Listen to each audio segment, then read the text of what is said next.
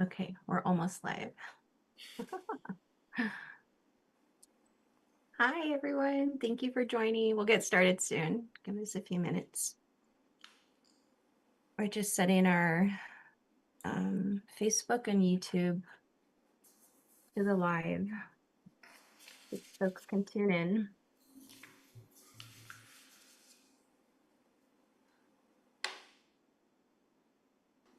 Okay, great.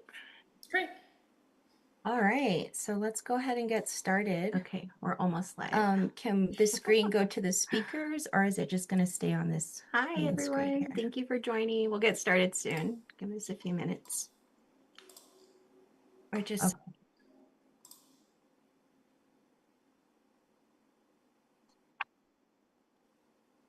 All righty. Thank you, everybody. Again, thank you for joining us this evening. My name is Talia Boyd. I am Dana.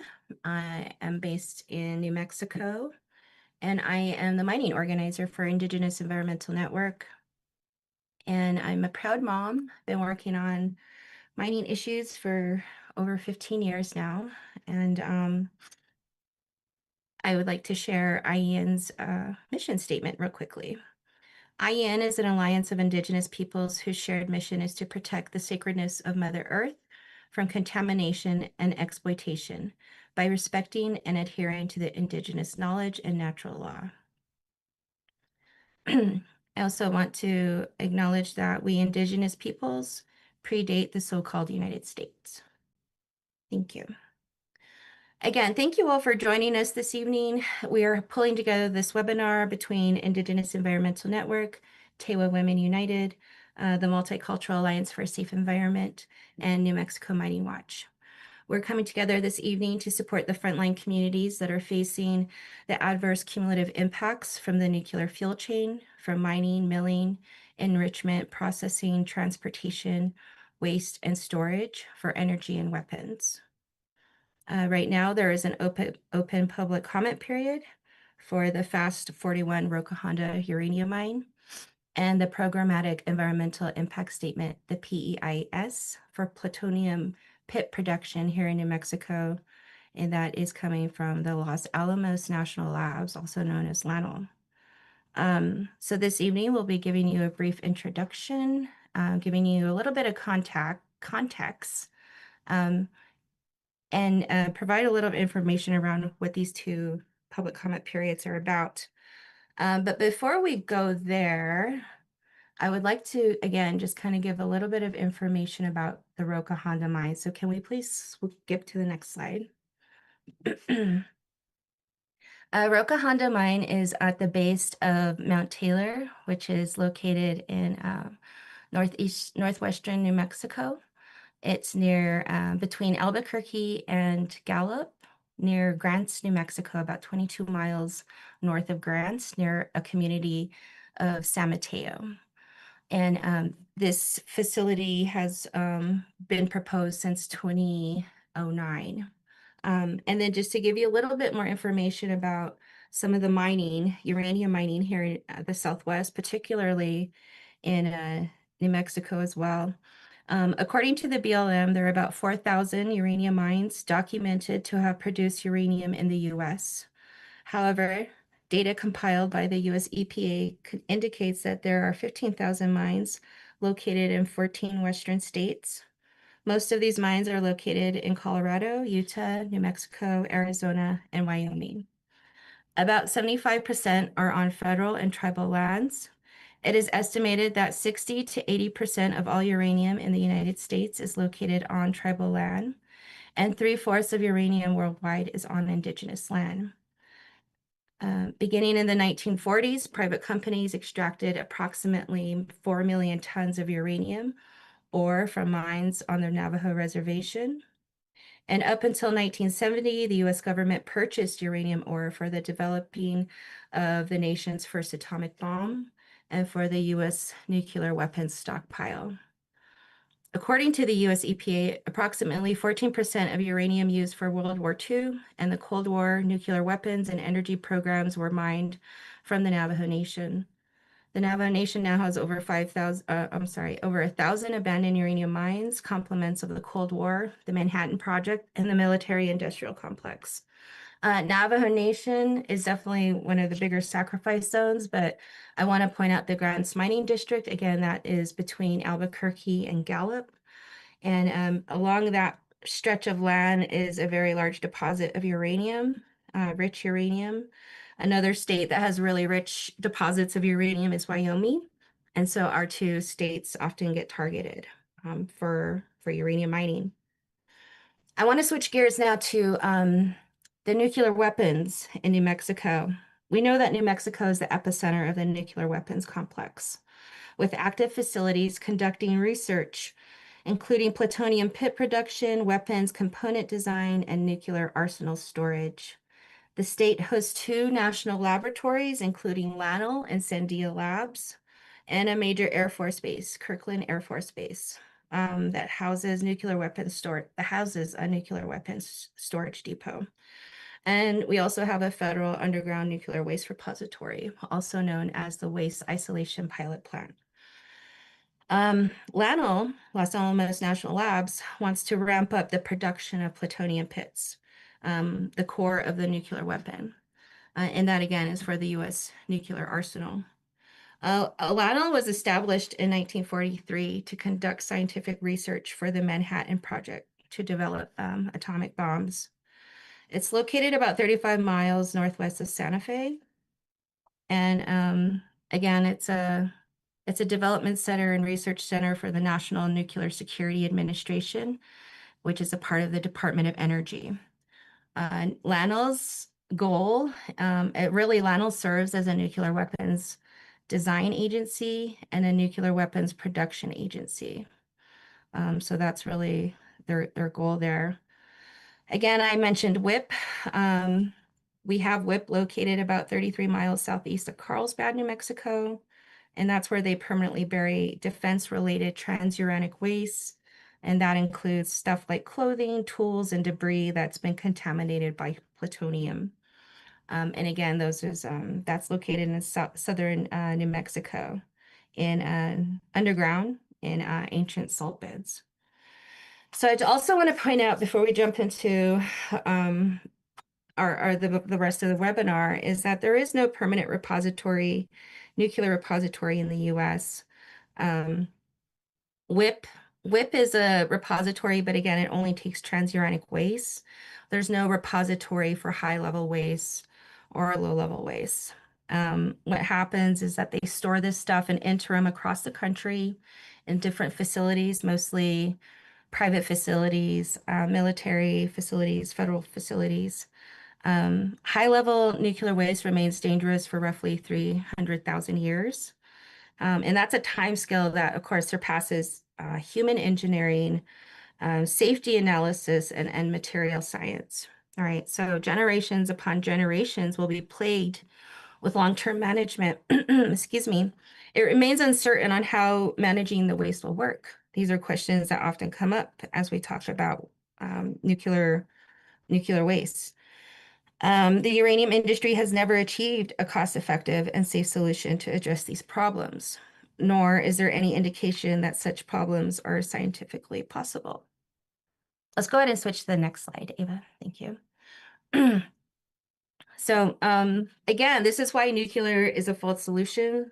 And with this current administration, we have been seeing an onslaught of executive orders that are really pushing to increase the domestic supply chain within the U.S., right? And so that's why we're seeing executive orders like Unleashing American Energy, where they're pushing to increase critical mineral mining.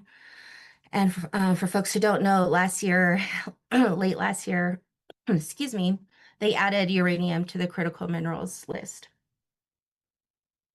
So uranium is now considered a critical mineral, so-called critical mineral. And so because of this, we're seeing a lot of an uptick, right, in mining across the country. FAST41, again, is those projects that they're really expediting. We're seeing, again, an acceleration in federal funding for these projects. We're seeing the stripping of environmental protections. right? And really, it's just the fast tracking of a lot of these projects. So going back to Roca Honda and Mount Taylor, in this slide here, we see Mount Taylor. Mount Taylor is one of our sacred mountains to not only the Navajo, but to many tribes within New Mexico and beyond in the whole region. It's very significant in our creation stories, our cosmologies. We take pilgrimages there to collect medicine. We have ceremonies on the mountain. Our holy deities live on that mountain. It's very, very sacred. And so back in 2009, it was designated a traditional cultural property, right? And that was a very big role that came upon at the request of the tribes, right? In Acoma, Pueblo of Acoma, Navajo Nation, Hopi, Zuni, were all part of that, and they really pushed forward to get the mountain designated as a traditional cultural property. And again, we have a lot of really sacred um, structures up there. This is where we go to pray and have ceremonies. We had ceremonies up there a couple of years ago when they were proposing the Mount Taylor mine. And shortly after that, after our ceremony, that mountain, that mine was closed. So there's significance there, right, to indigenous traditional knowledge systems and our deep connection to the land. So TCPs are important in the fact that, federal agencies are required by law through stuff like Section 108, through the National Historic Preservation Office to evaluate how such undertakings like mining might affect historic properties, right? And that they need to consult with indigenous peoples. And I also want to flag that consultation isn't consent, right? So that's another thing that we need to acknowledge, and that communities have the right to free, prior, and informed consent. And also communities have the right to say no. And so these are the reasons why we wanted to come together and talk about uh, the fast tracking of Roca Honda, but also the plutonium pit production that is occurring here in New Mexico.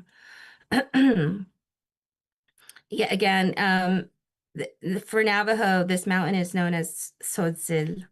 Um, and in our creation story, this is where first man buried turquoise up on the mountain range. This is why it's blue. Um, it also is very significant in some of our ceremonies. Again, the blessing way is one of them. Um, and so again, there's a lot of information here that is connected directly to our cosmologies. And when that is desecrated, it has a direct impact on the psyche of indigenous peoples, because again, this is where we go to pray. Um, So I wanted to go ahead and share that information. I also want to acknowledge some people who did a lot of really heavy lifting when it came to designating Mount Taylor a TCP, and Teresa Pascual from the Pueblo of Acoma was one of those people.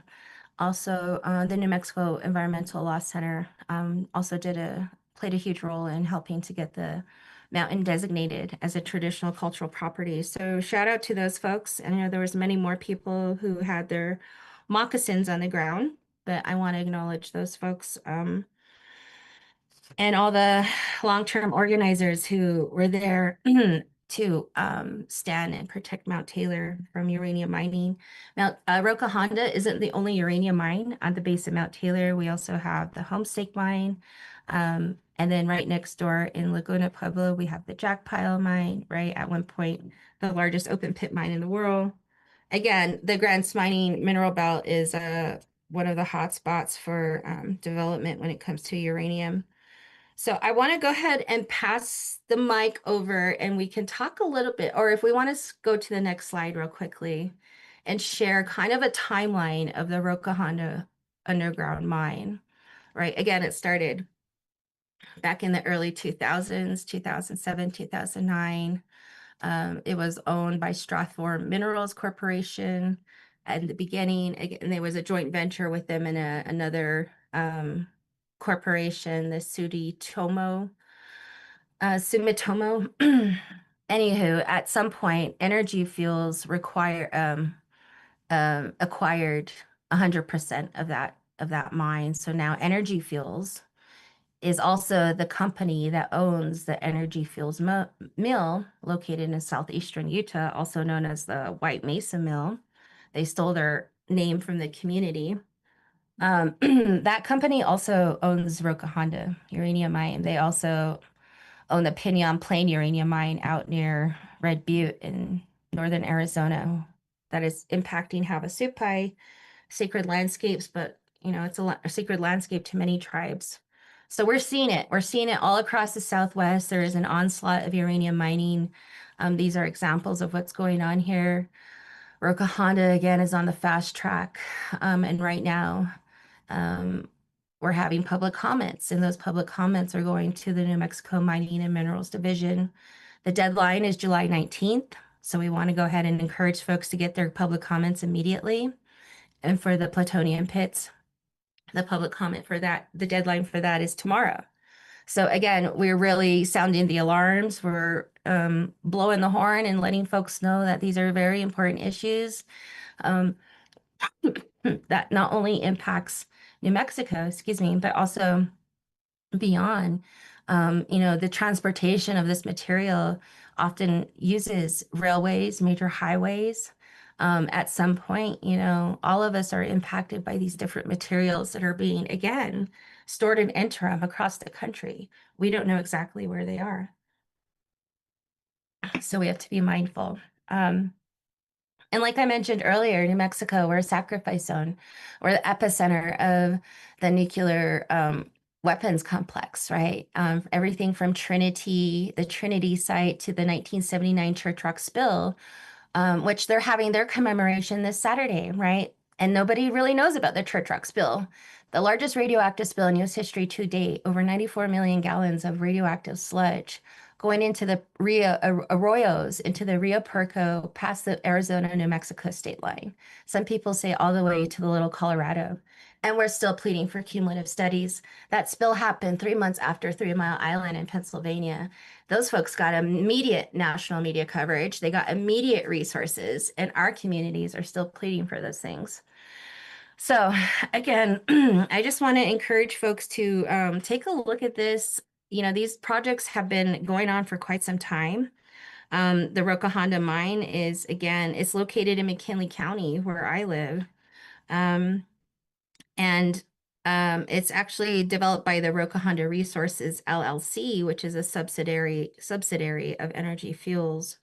And it's supposed to be an underground wet mine, and that requires continuous pumping and treatment of up to 4,500 gallons of water per minute. So the Roca Honda mine would result in an aquifer down draw of over 1,000 feet, which would not recover for centuries. And all in all, the mine is projected to use over 1.6 billion gallons of water. So we know that we're in a drought. We know that the Southwest we have groundwater. We don't have a lot of surface water. 9 out of 10 of our peoples depend on our groundwater. And we've already had a legacy of uranium mines in the area. So, let's clean up that old mess before we welcome any new uranium mine, or not even welcome. We're not welcoming any of this. We want this stuff out. We want them to clean up their mess. Again, there's nowhere to take this stuff. So this is a conversation that we need to continue to have as we talk about these issues. So I want to go ahead and pass it over to Ava. Ava is going to give us a little bit more information about the Roca Honda toolkit that the New Mexico Mining Watch put together, and give us a little bit more information about who New Mexico Mining Watch is, who MACE is, and how they've been pushing for the public comment period as well. So go ahead, Ava. Thanks, Talia, and thanks everyone for being here. I'll start by introducing myself and then the organizations I'm with. So my name is Ava Curtis. I'm with MACE, the Multicultural Alliance for a Safe Environment, and we're a grassroots network of uranium impacted community organizations who work collaboratively to oppose new uranium development and ensure comprehensive cleanup. We're made up of 4-member organizations, and those organizations are the Redwater Pond Road Community Association, located near Church Rock on the Navajo Nation, Laguna Acoma Coalition for a Safe Environment, which is based in Laguna and Acoma Pueblo and works in the Grants Mining District, Eastern Navajo Dene Against Uranium Mining, and the Blue Valley Downstream Alliance. And then we're also affiliated with New Mexico Mining Watch, which is the coalition that's put together a toolkit around the Roca Honda mine. And the New Mexico Mining Watch is a statewide coalition working on a variety of mining issues. And the member organizations of that are the Gila Resources Information Project, the New Mexico Environmental Law Center, Amigos Bravos, MACE, and Southwest Research and Information Center. So where are we at right now? So Energy Fuels did submit their mining operations resource plan to the New Mexico Mining and Minerals Division of the Energy, Minerals, and Natural Resources Department. And that plan is available online. You could read the whole plan. It's quite long. And public comment is being accepted on that plan until July 19th. So it's pretty easy to write a comment. You can do it 2 different ways. You can do it by email or by physical mail. So that's the email address and where to send it. Just be sure that your letters are postmarked before the 19th, which is a Sunday. So I would try and get them in Friday or Saturday if you're doing physical mail. Email, you can go ahead and send that on Sunday. So we're talking a little bit about what we can include in our comments here. The first and most important thing is to state your opposition and then explain why you're opposing the mine. So some of what Talia talked about along the lines of water protection, protecting cultural landscapes, and the cleanup. There's many abandoned uranium mines in this area that have not been properly cleaned up. So all those can be reasons you state why. And then we also have specific requests for the agency in terms of what they should be doing after this comment period is done. One of that is to conduct a cumulative impacts analysis for uranium projects near Mount Taylor. So that'll be looking at all of the abandoned mines and former mines that exist in the area, looking at what the groundwater impacts of that are, what the human health impacts are, and trying to have that information before we consider new mining. And similarly, evaluate long-term water impacts and future climate conditions. So this would be looking into what the long-term water impacts of their proposal would be, and importantly, taking into account future drought conditions predicted by climate change. And then, talk environmental justice concerns and tribal consultation. It's always really important that we're requesting that and making sure that tribal consultation is done and that it's done in a meaningful way that gives communities the right to say no, in a way that's not just checking a box, and similarly holding public hearings in the affected region. So you can request public hearings in your own community. If you're from an affected tribe or pueblo, request them at your local tribe or chapter house. Request hearings, we'll request them in Grants and Milan and the surrounding regions, but especially if you live in one of those regions, we really want to make sure that the community members themselves in those regions are requesting hearings that are accessible to them and they can get to. So now I'm going to show you the toolkit that New Mexico Mining Watch put together. And I think Talia can put a link for this in the chat. But this first page is going to have your background information. So it's going to talk about what this is, where you can email your comments, as well as giving a summary on the whole project. It talks about the location, and some of the concerns around water and cultural practices. So this is kind of, yeah, this area is a little bit of a list that you could use to make your comments. So impacts to groundwater and water supplies is a reason. Something you can include: long-term aquifer drawdown, cultural and spiritual significance, legacy contamination, and this is really important: multiple uranium mining proposals near Mount Taylor. So there's actually 3 active uranium mining proposals right now. So it's this Roca Honda one, which is a conventional mine, Lahara Mesa, which is also a conventional mine, and then Grant's in situ leach mine, which is a mining technology where they inject this concoction of water and certain chemicals into the ground that dissolves the uranium, and then they extract that out again. So there's a lot of mining being proposed in the area. And then environmental justice concerns. So, and then yes, this is where you can actually read the mining operations resource plan. I'll show that briefly if it'll load. It's quite a long document. All right, well, it's about 200 pages. It's an extensive document, but that is there for your reference if you want it. And we also have some of these news stories. And then these document tabs. So these 2 tabs are for if anyone wants to write a letter to the editor or sample social media posts. But the most important 2 tabs are this one, the short template letter, the detailed template letter. So this is what you can base your comments on, just depending how in depth you want to be, which of those you go from. But I do really want to ask that everyone here personalizes these comments. You don't just copy this whole thing, send it to the email address. I mean, if that's all you have time for, better than nothing. We still really appreciate you doing it. But sometimes these agencies, will consider something to be one comment if there's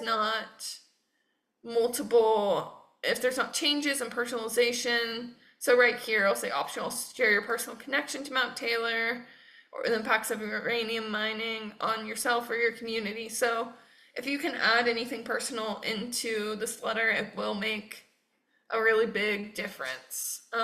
So that's kind of what I have there. And then I did want to just draw your attention to the fact that New Mexico Mining Watch has a Facebook page, and we will be posting when the hearing on this mine is going to be, as well as if other public comment periods open on this mine or any of the 2 others in Mount Taylor or others around New Mexico. So yeah, if you have Facebook and you can follow us to stay up to date on that, that would be great. I'd love to see some of you come out to the hearing on this in person when it's scheduled, for this one and for Lahara Mesa, which both should be having hearings pretty soon. All right. Yeah, that's my slides. So now we're going to talk a little bit about the plutonium pit production.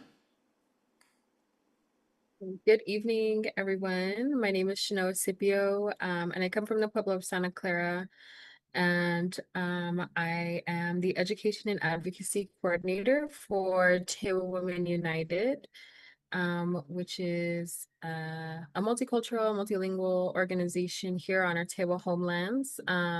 And we do work related to environmental justice, reproductive justice, and gender and generational healing. And so today I kind of wanted to talk about another link in this fuel chain, so to speak. So located on the Pajarito Plateau in the traditional Tewa homelands in northern New Mexico, Los Alamos National Laboratory is a multi-program research and development center for the National Nuclear Security Administration, which is underneath the U.S. Department of Energy.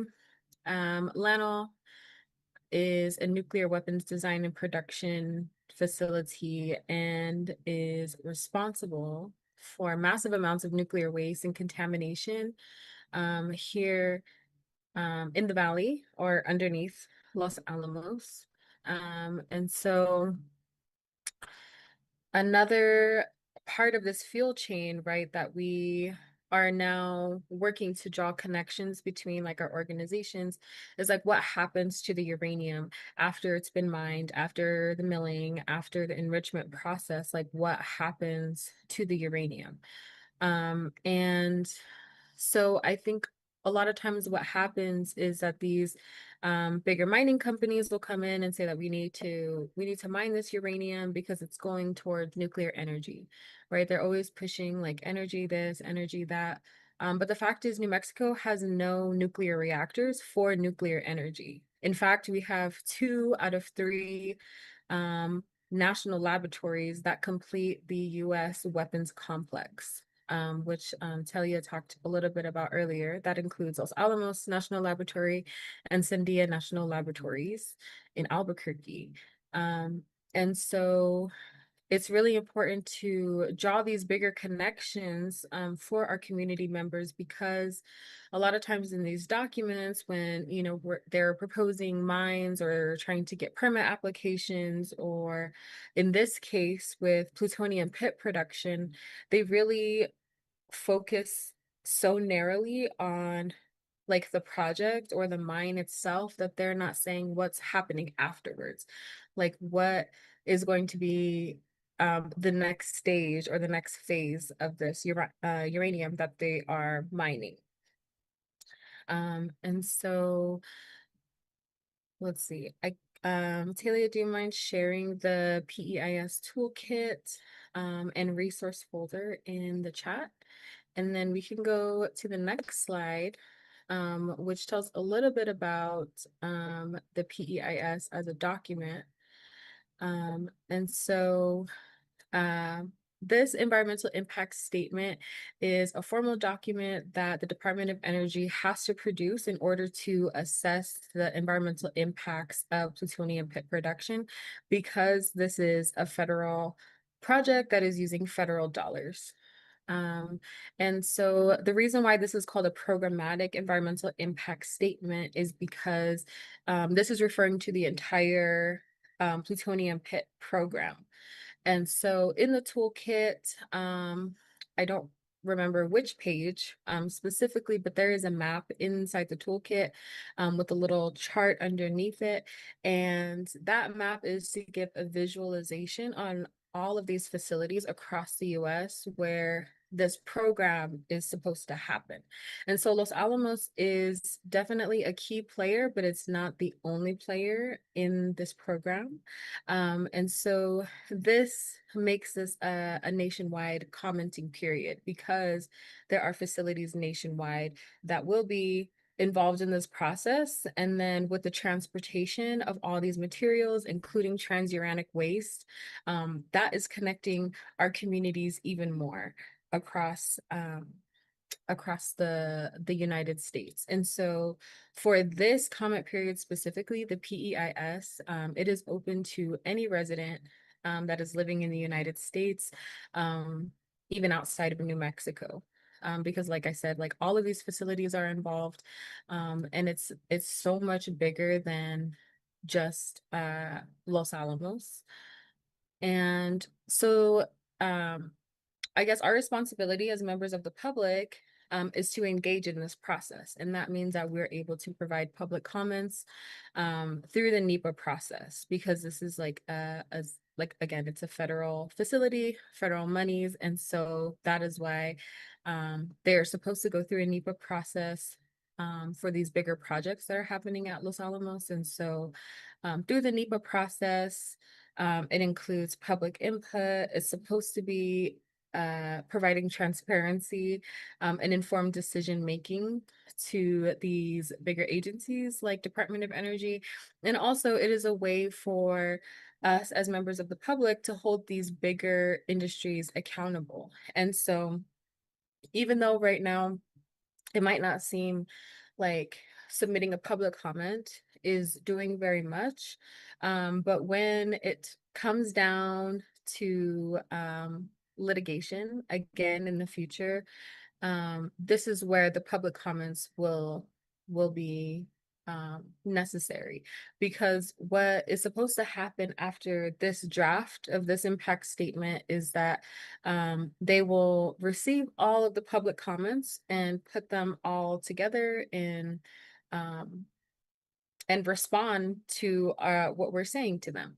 And so, like I said, it's going to be important in future lawsuits and litigation, most likely against the Department of Energy and National Nuclear Security Administration. And so on the next slide, Ava, we will see a diagram of what plutonium pits are in terms of the thermonuclear weapon. And so you can see here in this diagram, the plutonium pit is what we are referring to, which is the red and yellow ball on the right. And this is completing the primary stage of the warhead that eventually will go on top of the missile, which completes the entire weapon. And so these cores, right, the plutonium pits are essentially what makes the bomb go boom. So it is like what explodes inside of the US manufactured nuclear weapons. And plutonium pits have not been manufactured in the United States on a large scale since 1989.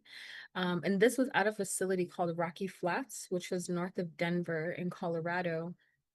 And this facility actually was raided and shut down and then investigated by the FBI due to environmental crimes because of the impact that plutonium pits at that scale were having on the local environment there. And so the reason why all of this is so toxic, right, is because plutonium is a man-made element. It's not naturally occurring. And so that's why, facilities such as Lanol need uranium to be enriched down to a point where now it's a new element. It's plutonium. And plutonium is really what they're seeking to make these cores of the weapons. And so in the document itself, after being analyzed, they don't draw the connection, right? They're not saying, oh, we are wanting this FAST41 list of mines across the United States in order to get the uranium, to turn it to plutonium, to now manufacture new weapons for the United States. Unfortunately, that burden falls on us as members of frontline communities where we're seeing these things happen. And so in the document itself, it's unclear where all of the new uranium is going to come from. But we know, like, as New Mexicans, where we see like mining and milling all across the state, we can only draw our own conclusions, right? So like, are these mines such as Roca Honda being proposed in order to feed this project of nuclear weapons? And this also, like Talia was talking about earlier too, is going to really affect WIP, the Waste Isolation Pilot Plant. And like she mentioned, this is the only nuclear repository in the United States that accepts transuranic waste. There is no facility that accepts high-level nuclear waste. And so we know also as New Mexicans, right, like all of this is existing in our state, in our own backyard, so to speak. And so we all know, right, like WIP was not supposed to be open past 2024.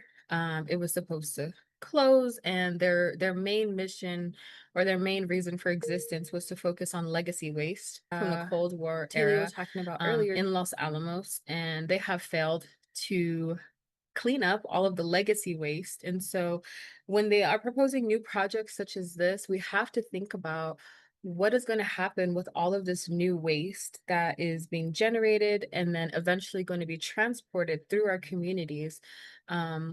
If we already don't have room at WIP for new waste, newly generated waste, where is it going to go? what is the plan? We all know, right? Like, so in this document, in the PEIS, they really don't provide an analysis. They don't provide an answer to that question, specifically about waste and waste concerns. And so that is just like an example of one of the things, right, that is missing from this analysis. In the toolkit, it kind of dives into a little bit more, but you know, in smaller working groups, we've also talked about how projects like this and even new mining projects, right, are going to definitely have an impact on, for example, MMIW or MMIP, missing and murdered Indigenous relatives.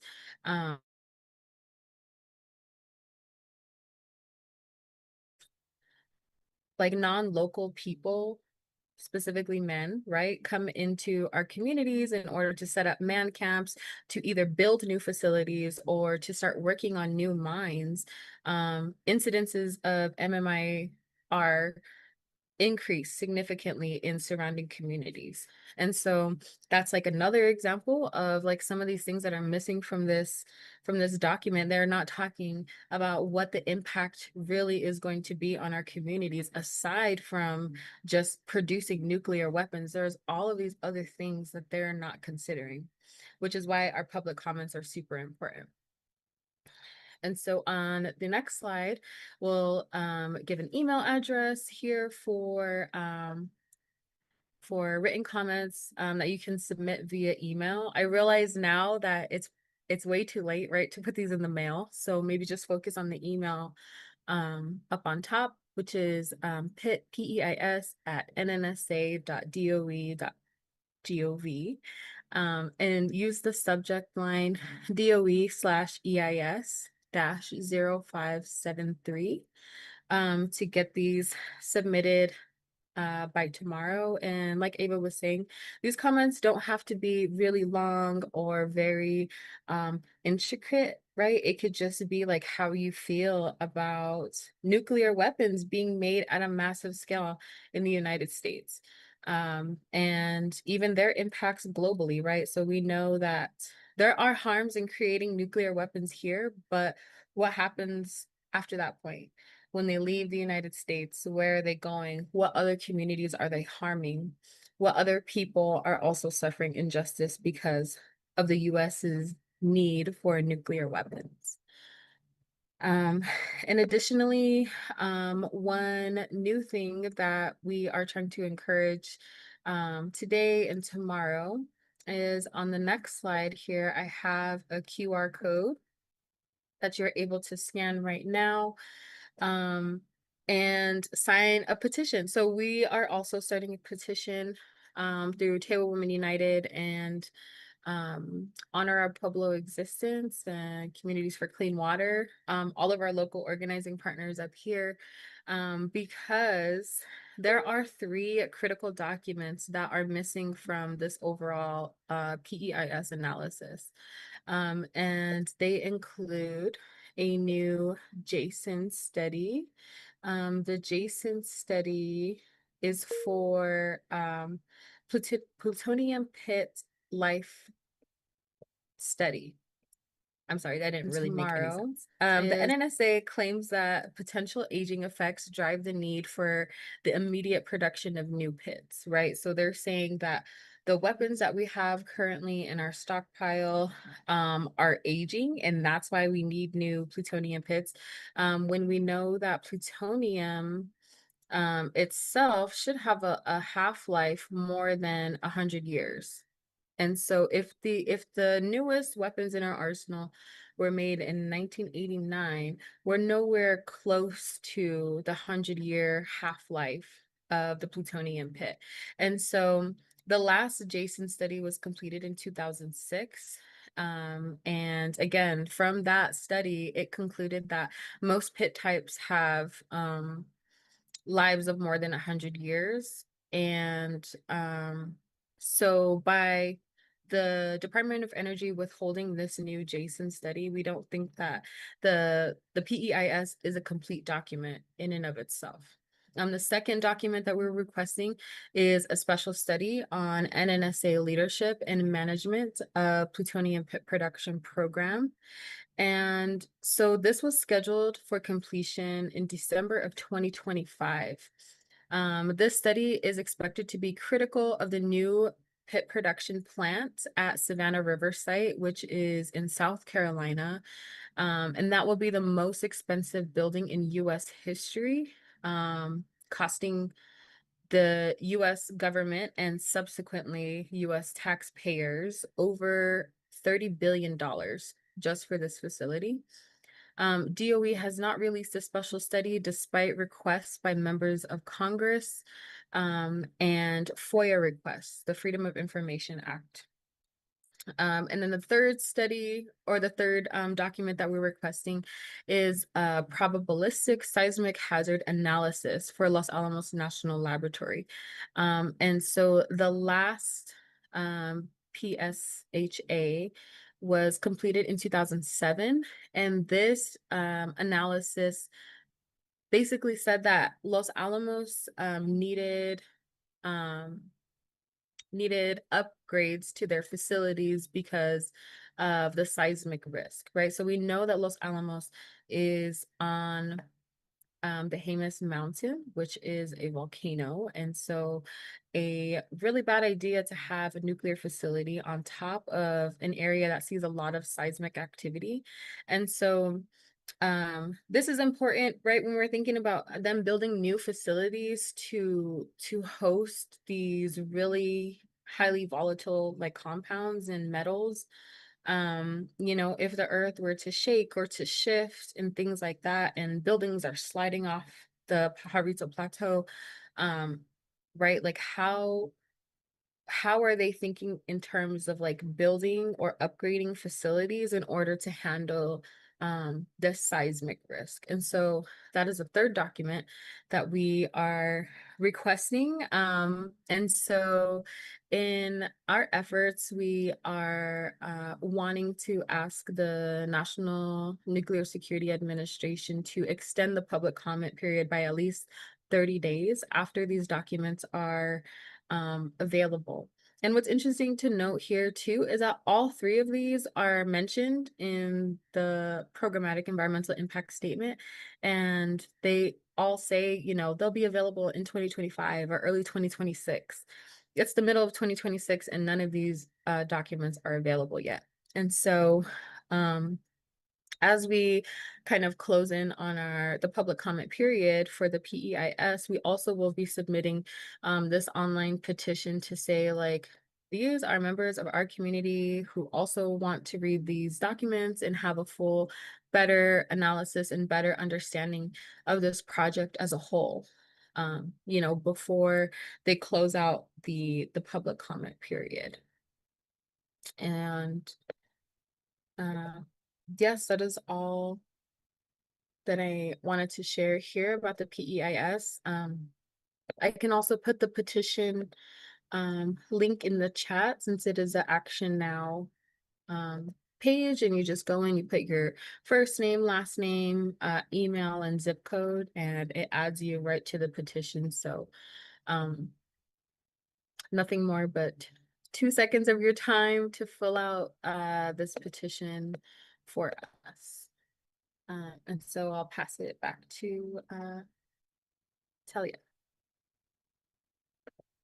Thanks, ladies. That was incredible. A lot of information to unpack. So we're now ready for questions, folks. Feel free to shoot us those questions. And I see some on the Facebook Live stream, so let me read it real quickly. It says, Bears Ears. Hey, I was just talking about that earlier. As we all know, this clown just shrunk our national monuments by 90%, right? And this isn't the first time. The first time he slashed it by 85%. And we know at that time he was being lobbied by uranium lobbyists because there are deposits of uranium and coal in Bears Ears, right? We know that this is the reason why they're so adamant on getting to those deposits. And so they've been pushing for that for quite some time. Yes, reference to Grand Staircase, Escalante National Monument, and Bears Ears National Monument. Both of those monuments were designated at the request of tribes. Bears Ears, the request of 5 tribes who worked really hard for a really long time to get that designated. So this is a blow to Indian country. That area is very sacred to many tribes in that region, not just those 5 tribes, but there's many more that consider that area sacred. And then what about Senator Heinrich? What does he think about this? And maybe you can add to that, Shanoa. As far as I know, Heinrich is he's all about the plutonium pits. He's all about getting funding for it so that Lionel has the infrastructure that it needs for the pit production. And he's been adamant on that too, and going to Congress and asking for that funding and pushing for it. So, we know he's a champion for Lionel. We know that he's been pushing it. And so let's call it out. I mean, let's put that in our public comments. The fact that our own US Senator Martin Heinrich is also pushing for more funding for Lionel. But what about the communities that are highly impacted? San Alfonso Pueblo is the closest pueblo. And then what was the other one? Was it Cochiti? I think Cochiti is the other pueblo that's really close to Lionel. So those 2 pueblos are on the front lines. And then we could talk more too about the tritium ventilation that's coming out of that facility, right? And the horrors there. But there's been several incidences at Lionel, even in the past, where we've had wildfires that almost penetrated the cylinders that store some of the plutonium or the waste there, and they almost had to do a whole evacuation of that area and that community. And this was what, maybe 10 years ago. So those are the kinds of things that our frontline communities have to deal with. Even with the uranium mining, the transportation routes, they're again using major highways and railways to transport this stuff through our communities. Most of it is through tribal and rural communities, right? Who don't have the proper emergency management plans in place to address any kind of radioactive catastrophe if it should happen, right? So these are all questions and concerns that we need to put into our public comments. We need to, from an Indigenous perspective, again, talking about the sacred landscapes, not only within Mount Taylor with the Roca Honda mine, but also around Lionel. There's so many sacred landscapes in that area that are sacred to the Pueblos. And then the Rio Grande River is just right there, right? So there's pathways of contamination, pathways of exposure for these contaminants to go into our communities. So these are deep concerns. Again, we talked about the water. It's very water intensive. Mining is the plutonium pit production too. I mean, again, Shanoa really kind of hit it on the nail on the head when she brought up all the uh, um, like Lionel, the national labs, right? We only have 3 in the country. Savannah River, again, connecting those dots, connecting our communities. I think they brought stuff from Hanford down to Lionel as well. The Hanford site up in Washington State, right? So we got to connect the dots. We know that all of our communities are being impacted one way or another. And so this is really a chance and an opportunity for us to build solidarity, to educate each other, because the industry really does, uh, they tend to pit communities against each other, and they don't share all the information. And so, people are often left in the dark. So it's really important for us to share information, to support each other in our different communities. Like I mentioned earlier, we have the Redwater Pond Road Community Association has their annual commemoration for the 1979 church rock spill. That's this Saturday. And that happened on July 16th, 47, I believe. But that was also the same date that the Trinity site occurred, right? July 16th. So they're also having their commemoration. And so we have a lot of communities that are holding the line and really trying to defend what we have left as far as clean land, air, and water. And a lot of our communities, unfortunately, are carrying the brunt of that pollution, that radioactive pollution, without much assistance or support from our federal agencies, even state agencies, shoot, even sometimes from our own tribal decision makers, right? And so it's really important that we get out there and educate all of our decision makers. Even our tribal decision makers are often in the dark, where we have to really educate them on a lot of these issues, and unpack all this technical information, right? So I really want to give a shout out to Shanoa and Ava for joining me this evening, because, unpacking this information isn't easy. We have to condense a lot in a short amount of time. So it's an honor to be here with them and to really try to encourage our communities to get out there and do what's right. I mean, submitting a public comment, again, it doesn't have to be super fancy. It can be short. We really just want your perspective on why you don't want plutonium pit production in New Mexico, on why you don't want uranium mining in New Mexico, right? And beyond. We got to go back to the waste. There is nowhere to take this waste. Why are they still mining this stuff? Why are they still continuing to create weapons when we know that there's nowhere to take this waste? I want to talk about the Energy Fuels Mill in southeastern Utah as well. That's the last operating conventional uranium mill in the country. And at this point, they're taking different waste streams, including what they call alternate feed. It's basically just waste. But they're accepting it from Japan. They accepted it from the Baltic nation of Estonia as well. And so right now, this mill is acting as a low-level repository for different waste streams. They took waste from the Sequoia Fuels Corporation in Oklahoma on Cherokee lands and took that waste to that mill. They took waste from the Midnight Mine up in Spokane Res and took that to the White Mesa Mill. And so there's different kinds, and once they get it there, they say, quote unquote, that they're recycling this material, but what they're doing is they're extracting less than 1% of uranium, and then whatever material is left is stored in their tailings impoundments on site in perpetuity, right? And the Ute Mountain Ute community of White Mesa is only about 4 or 5 miles down the road, and they are also being impacted by that right now, in different ways. Because when uranium decays, it turns into a radon gas, right? And so they're downwind from that facility.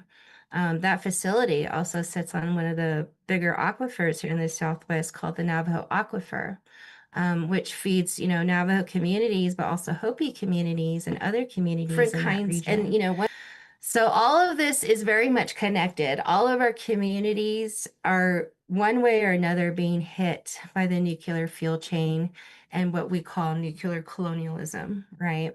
And so this is, again, why we always tell our folks, our indigenous peoples, that we need to go to our sacred spaces. We need to pray. We need to give our offerings, because the land does not speak English, right? The land needs indigenous love. It needs indigenous prayers. But it also needs, our voices need to be heard in these spaces as well when it comes to public comments. Oftentimes we aren't given a seat at the table, right? Oftentimes we're left out of these conversations, and we're not given the full information to make informed decisions for ourselves and our communities, right? And so we know that, this is, it's the public comments are tomorrow, and on the 19th, Shanoa and I were at a sacred water gathering a couple of weeks ago. We just came up with this idea of, hey, we got to put together a public comment period. And then my colleague Brenna also mentioned it too. So, we knew that this was a need that needed to happen, and that we need to, we have relatives too, like Honor the Earth, who have been doing really cool public comment webinars and really trying to uplift tribal voices and encourage our people individuals to get out there and submit public comments on behalf of our relatives and for the land, right? And for future generations. And so we don't want our kids dealing with this waste. Unfortunately, this is a multi-generational effort when it comes to nuclear, when it comes to uranium. The half-life of uranium is 4.5 billion years. This stuff is going to be around for a really long time. And so again, there's no the time scale for nuclear surpasses the human existence and our own lifetime sometimes. And it is a multi-generational issue that our children will not have to carry, right? And so we really need to um, build warriors and really, I believe, leaders build leaders, right? And so getting out there and encourage each other to speak up and put our voices out there. So I don't know if we have any more questions or if Shanoa or Ava wanted to add anything else to that. No, I don't have anything to add to that. Yeah, I'm not seeing any questions in the chat. Have we checked the live streams for questions? Yeah, so I was just there and I checked the Facebook one, but I don't know about I think we have one on YouTube too, but I'm not on that one. So Mapache, our tech person, if you could check for us real quickly, maybe that would be good. Okay, awesome. Thank you, Mapache. We did set this time for an hour and a half. So we were really hoping that we were going to get a lot of questions, but we know again that this is a lot of information. So I know that Shanoa mentioned the PEIS toolkit. I'm hoping, Ava, can we pull that up real quickly and kind of just look through it? It's a really good toolkit. I think it really shows a lot of a little bit more information about the plutonium pits. There's so much information there. So again, I really encourage people to go check it out, do some research, read up for yourself and learn about the plutonium pit production here in New Mexico. Excuse me. It talks about NEPA. We know that NEPA has been hit again. I was talking a little bit earlier about the stripping of environmental protections, the accelerated federal funding, and the fast tracking, right? But the stripping of NEPA, right? I mean, our public comment periods have been hit quite a bit. I mean, in one case, I think it came down to 7 days or 10 days for a community to submit public comments. And it's just getting even more ridiculous.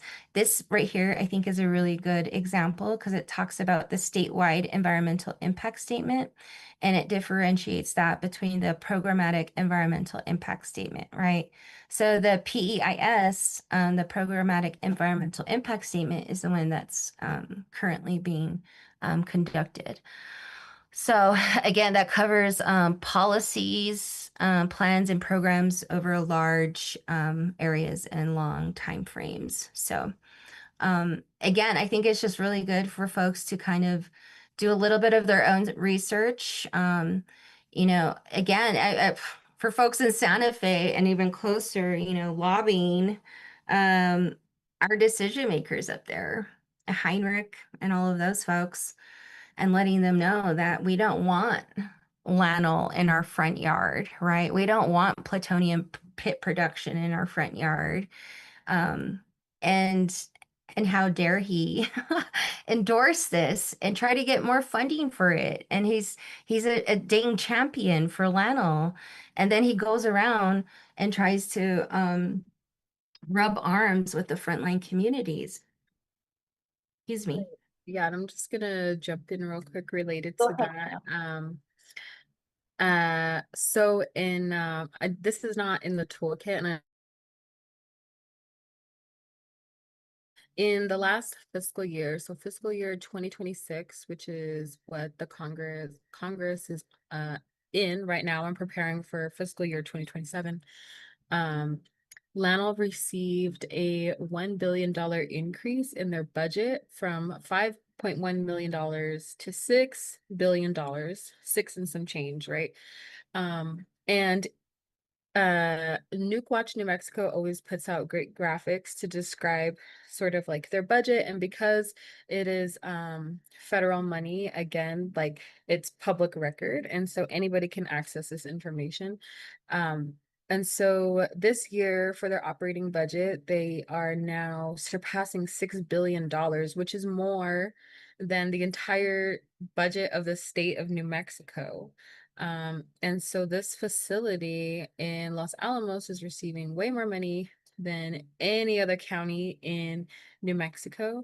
And about 85% of that $6 billion is going towards nuclear weapons, right? And so I think a lot of the times, what we hear from community members or even lab workers is that, well, we can't stop the labs and shut it down because it means too much economically, right, for our local communities, even here in Espanola. But what we're trying to say is like not shut the lab down and completely get rid of everything. Like, why are we not focusing on a just transition, right? Like just transition and moving away from nuclear weapons and fossil fuel based economics still provides an opportunity for people to have a job, for people to still make money, whether that is continuing their operations of making weapons or transitioning that into a new space and really focusing on legacy waste cleanup and really focusing on, all the other parts of nuclear that is to be researched. Like I'm sure that um, that it could serve other purposes besides making massive amounts of waste and besides making massive amounts of nuclear weapons, right? Our Sayain, or Circle of Grandmothers, and our beloved grandmother, Saya Kathy, right? She talks about how when we think about cosmologies, our indigenous cosmologies, right, we can understand and appreciate, the natural order of nuclear reactors, so to speak. And that means, right, like honoring our cosmos, our stars, our sun. These are nuclear reactors that exist like in our environment, of course, at a distance, but they serve their purpose, and that is their purpose, is to be there and to provide energy up in the space, up in the atmosphere. Like it's not meant to be down here close to people and close to where our children are receiving crazy amounts of radiological doses. But then children are not seen as members of the public in the eyes of the government. And so it's a really complex way to think about it or to wrap your head around it. But I think that there are other opportunities for our workers to still work there and be employed there, but focus on different projects and focus on things that are not weapons related. And so, yeah, I bring all this up to say because I was thinking about the budget, and also, like I said, Congress is now preparing, their bills, appropriations and whatnot for the next fiscal year, which starts in October of 2026.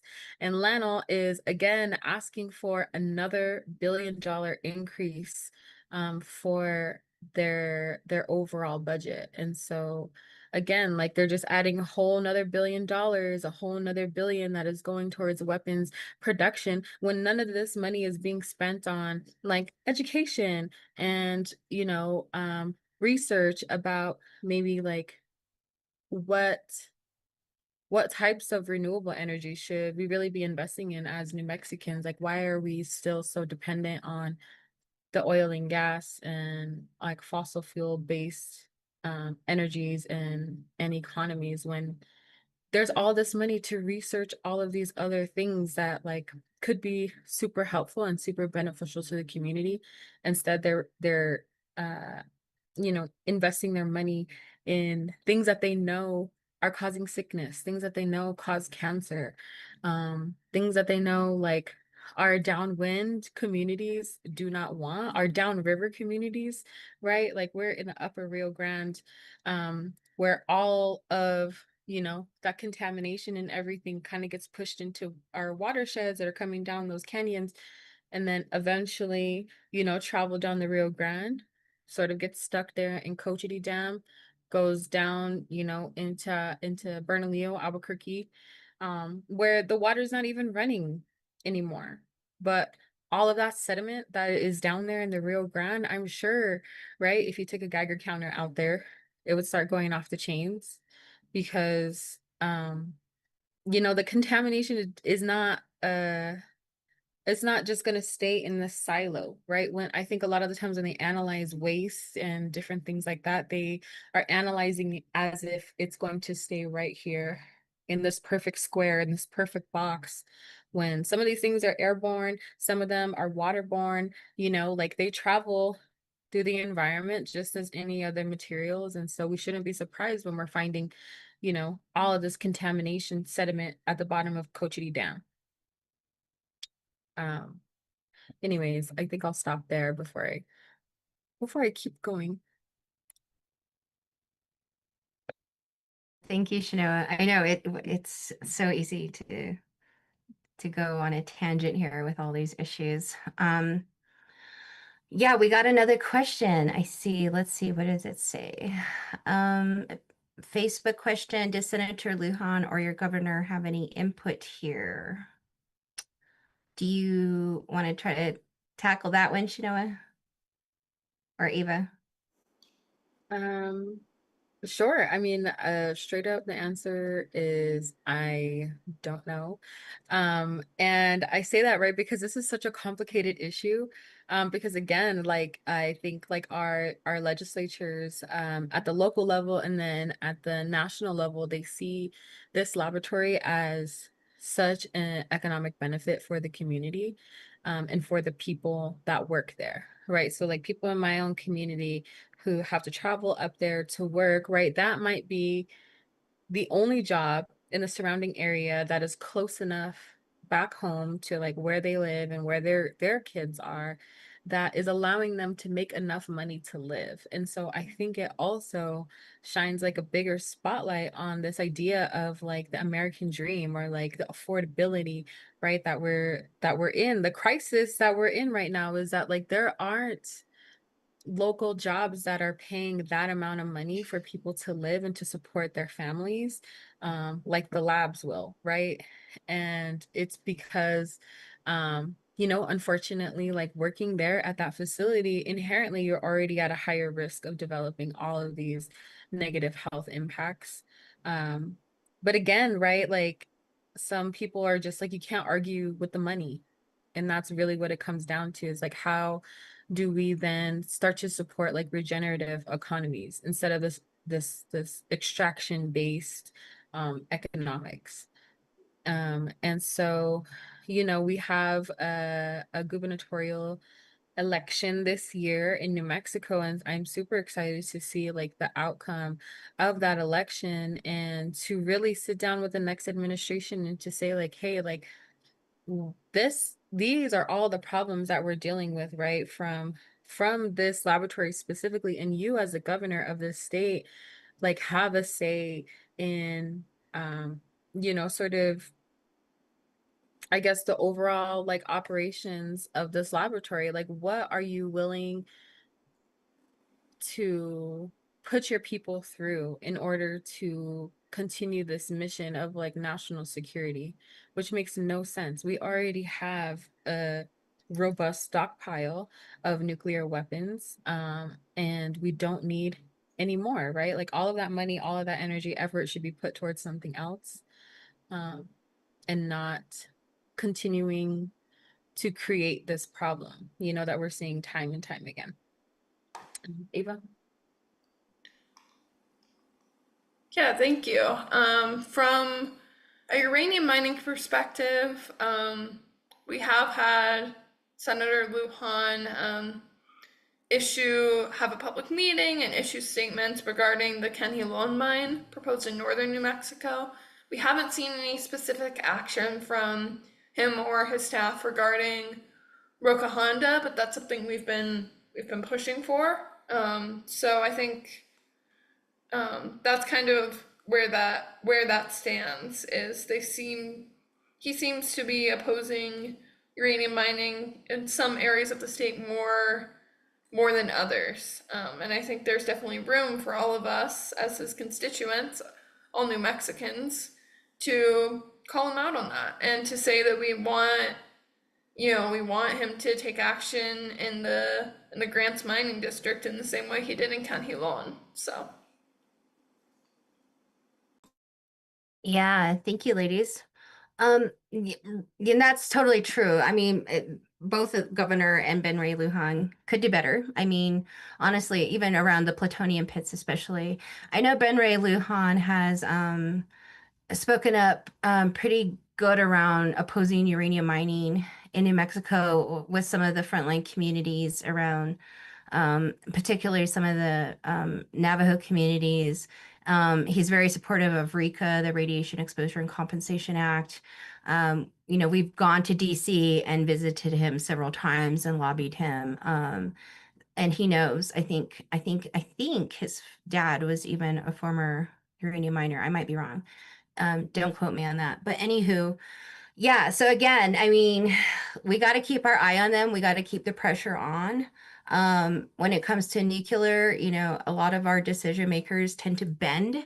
And so we need to just keep educating them and keeping the pressure on them, letting them know that, our frontline communities deserve free, prior, and informed consent. And like Shanoa mentioned earlier, this so-called green green tech or whatever, a lot of this, the just transition needs to be led by indigenous peoples. That's what I'm getting at, right?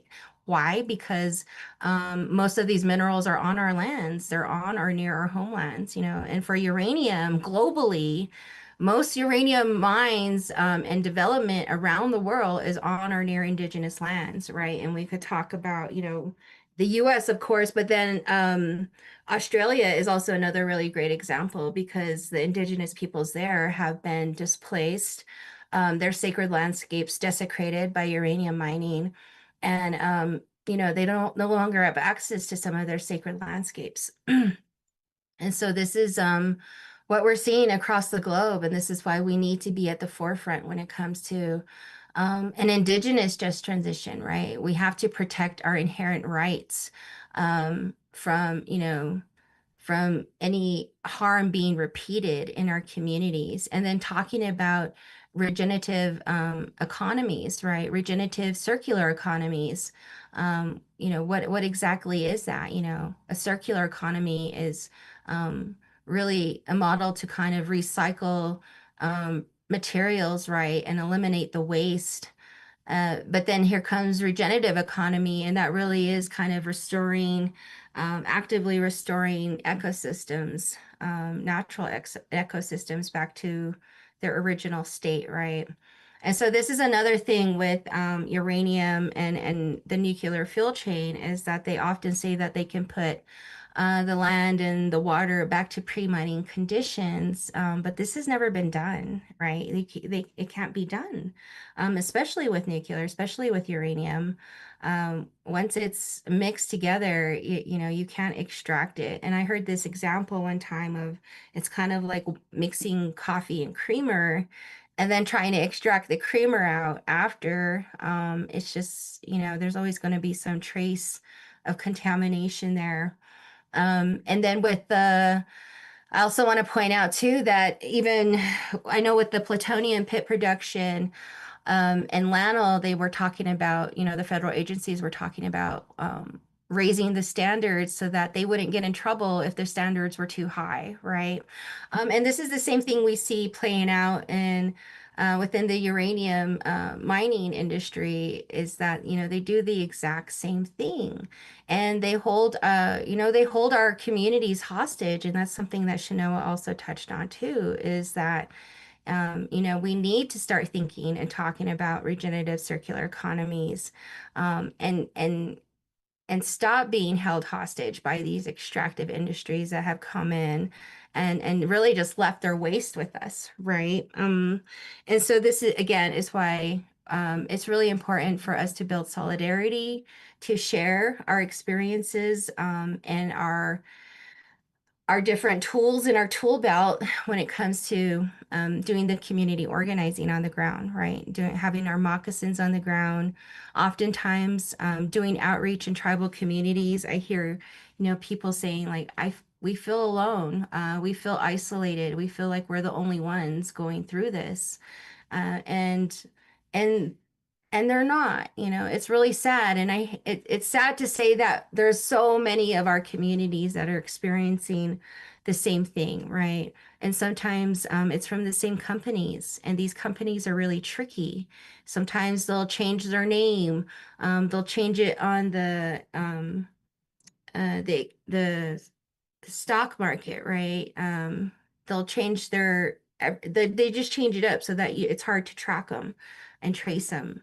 And so they're very good at maneuvering through that and trying to keep people off of their tails. But this is again another reason why it's important for us to keep our eye on them, to let our younger people know what's going on, because again, this is a brunt that may be picked up from the next generation, right? Um, and so we have a few more minutes left. I want to go ahead and see if our panelists may have any other things that they want to add that may have been left out. Or if we have any other questions that might have popped up on our socials, let us know, Apache, if they do. Otherwise, I think we can continue to talk about the public comment period. If this is your first time, again, it's really, really easy. We just want your perspective on, again, why you don't want uranium mining in your front yard or your backyard. Why you don't want plutonium pit production in your front yard, right? Like Shanoa said, we have uh, a huge stockpile of nuclear weapons. Why the heck are they making more, right? Um, and then with uranium mining, again, too, there's already so many abandoned uranium mines scattered throughout the western states that they don't even know where to take the mine waste from those mines, those abandoned uranium mines as well. And that's a whole nother conversation that we can talk about too. Oftentimes they just tell the communities to cap in place and deal with it, right? Or hey, let's take it to Energy Fuels Mill in White Mesa, Utah, and that's what they've been telling communities for the longest time. And we're saying no, we don't want waste going to White Mesa. We don't want our Ute Mountain Ute relatives being impacted by that waste. We know what it's like to live with that waste. We know the harm that comes from it. We're still pleading for cumulative studies in our communities. We're pleading for funding to come in for any kind of resources that can be provided for our communities. I see a question in the chat real quickly, so let me see what it is. When Deb Haaland becomes the new governor, what strength do you see in her supporting each of you and your communities? Oh, that's a good one. I can kick us off a little. Deb is from Laguna Pueblo, and like I mentioned earlier, Laguna Pueblo has the Jack Pile mine, which was the largest open pit uranium mine in the world at one point. And so she's talked about it before publicly many times, and the fact that, I think her dad too was a former uranium miner, and she knows what it's like to grow up next to a uranium mine, right? She knows the impacts. I think she's talked about, some of the cancers that she's seen in her community. I think Auntie Deb, I think she will, just hopefully uplift the tribal voices here in New Mexico when it comes to us confronting the nuclear fuel chain. Deb was grassroots. I met her a long time ago before she was uh, with the DOI secretary. And when she was, the mom on the ground doing the grassroots organizing, I saw her when she was in that state, and it was beautiful just watching her do the work and really uplifting her community.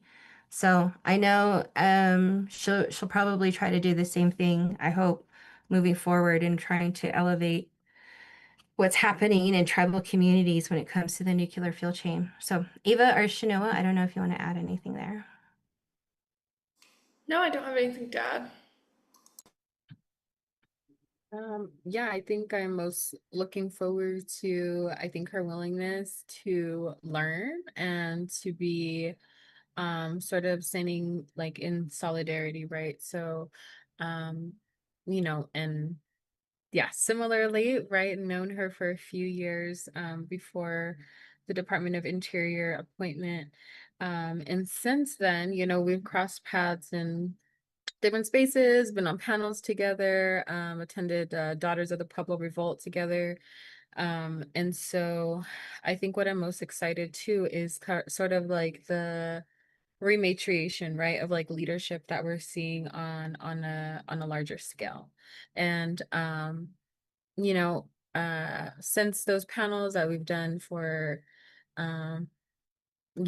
Senator, oh goodness, some of our local legislatures here in New Mexico, her office has since reached out to us as an organization, right? Like, would you be willing to share more information? And this was specifically regarding the chromium plume migration that is in the groundwaters now beneath Pueblo of San Ildefonso. And I think it just shows like her commitment to continuing to you know, educate her own self before really diving in and like making decisions on like what needs to happen. And I think that this also is a great opportunity for her to like inform herself about like once she's in this position, who is she going to appoint as the secretary of the New Mexico Environment Department or the Energy, Minerals, and Natural Resources Department, right? Like, so then she has kind of that authority to say, like, okay, like, we also need, strong, educated, hopefully women or femme identifying people in those positions as well to help like advise her and to counsel her on some of these like environmental things.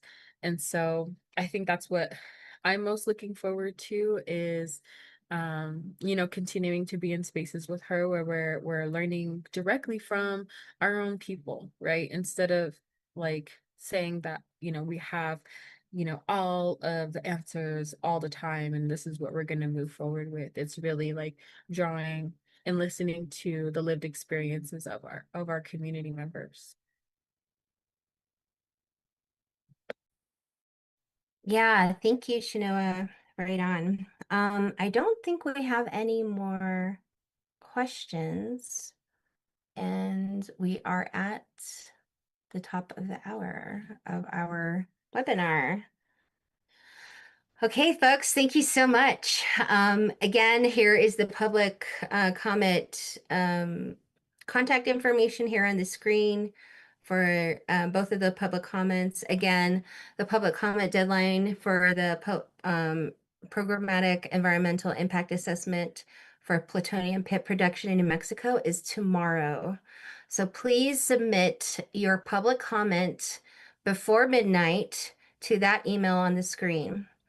And then for Roca Honda uranium mine, the public comment deadline for that one is July 19th. Sorry, we don't have that on the screen there. But again, please email or you could physically mail your comment to Mr. Ben Shelton, who is the acting director of the Mining and Minerals Division Department for New Mexico. Again, you want to have your own perspective included in that, highlighting all the reasons and that we shared this evening.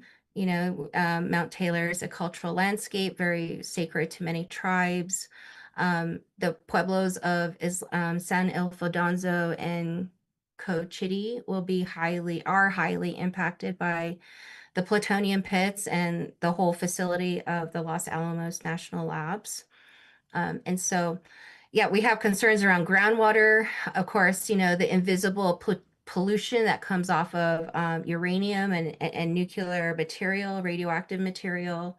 Most of the time, it's not just radioactive. There's also other highly toxic chemicals that are mixed in with it, including, there's plutonium, there's thorium, there's all kinds of other junk mixed in. And so, one last question, is there a specific person or persons to whom we should address our PEIS comments?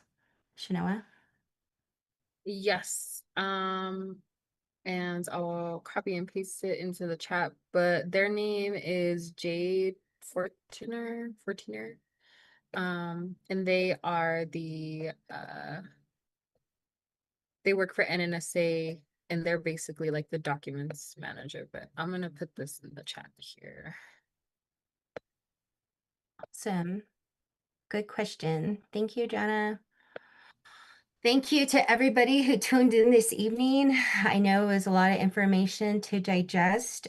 We appreciate you all. We know that a lot of folks who are tuning in are OG organizers too, who have been doing the work for a long time. We appreciate you all. We send love and solidarity to all our frontline community peoples, to all the people who are confronting the nuclear fuel chain. And yeah, all our friends in the Southwest and beyond, we're here and we support you. Let us know, how we can support your community as well. Again, we're trying to build solidarity amongst our frontline communities. And again, please let us know if you have any questions. Shanoa will be available. I'm available. Ava's available for any questions that may come up. Feel free to email us. You can go on to our websites. Again, Indigenous Environmental Network for me. Ava is the Multicultural Alliance for a Safe Environment, and Shanoa is Tewa Women United. And so, again, we're all very grateful that you guys joined us this evening and we're able to sit in and listen. We know that, um, time is money and people are busy and folks need to cook dinner for their kids and people have had long days at work, so we appreciate you all. Thank you for tuning in, and we hope to have more webinars where we can kind of unpack more information around public comment periods, but more around what's happening when it comes to the nuclear fuel chain, not only in New Mexico but again beyond that. And so again, we appreciate you all. Just to give one last little note and an update that we did organize, Ava and I, back in April, the Southwest Regional Uranium Gathering in Albuquerque, where we pulled together many frontline communities across the Southwest. And we are pulling together a statement of solidarity, something of a declaration that we are going to publish and put out hopefully before the end of the month. So please keep your eyes and ears peeled for that. We'll be sharing it out with our network. But this is going to be a tool that you all can use too to help educate decision makers, educate your communities. But really, it's a statement from frontline voices who are confronting the nuclear fuel chain here in the Southwest. So it's very powerful. It took a lot of blood, sweat, and tears to pull it together. A lot of these folks, again, have been fighting this stuff for decades now. And so I really want to honor our relatives who have done that work, our elders, our young people who are stepping up to really, take on some of this work. It's not easy work. Anything that involves nuclear is hard stuff. So again, shout out to all the warriors who are fighting the good fight. And thank you to our beautiful panelists here who took time out of their evening and their day to be with us to share their expertise. And again, thank you to you all. We hope you have a good evening. Stay tuned. We hope to come back and share more information in the near future. So thank you all. And we'll go ahead and call it a wrap. Have a great evening. And we will talk to you all soon again. And thank you to Mapache, our tech person for this evening, who is IEN as well. So thank you all. Have a great evening. Take care. And again, feel free to reach out to us if you need to. Okay. All right. Thank you. Good night. Bye-bye.